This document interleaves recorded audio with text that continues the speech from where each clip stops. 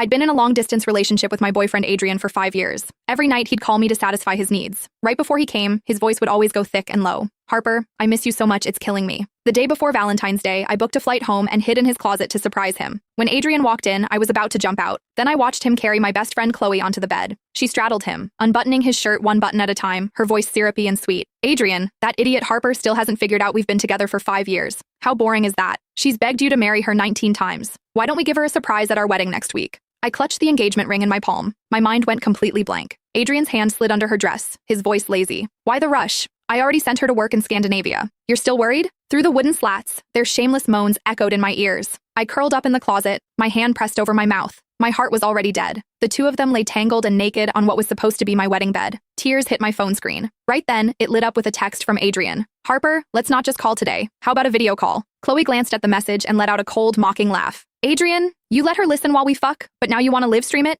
Adrian tugged her panties between his teeth, grinning. Want to bet whether she picks up? Before I could react, Adrian's video call came through. My hands trembling, I tapped the screen several times before finally hitting decline. One was a man who had once used his life to protect me in earthquake rubble. The other was a woman who had helped me when I faced school bullying. And now, they were having sex on my bed. The scene was too much. So much so that even after they'd gone through an entire box of condoms, I still couldn't move. Adrian lit a cigarette and slowly turned his gaze toward the closet. Our eyes met. My heart felt like it was being crushed in someone's fist. Adrian blew a smoke ring and smirked. Harper, you into voyeurism now? How long are you planning to hide in there? Chloe's face went pale, and she dove under the covers in fright. 3 seconds later, I stumbled out of the closet, my voice shaking uncontrollably. I wanted to give you a surprise. Adrian sat up leisurely and blew smoke directly in my face. Surprise? The text notification for your flight booking came to my phone ages ago. What surprise could there possibly be? He reached under Chloe's dress and pulled out a wet bunny tail, tossing it at me. Learn something. That's what a surprise looks like. I'd proposed to him 19 times, each time coming up with different creative ways, all to repay him for saving my life. But now, all my efforts had become a joke. Why? Why would you both do this to me? Seeing my blank expression, Adrian said flatly, What?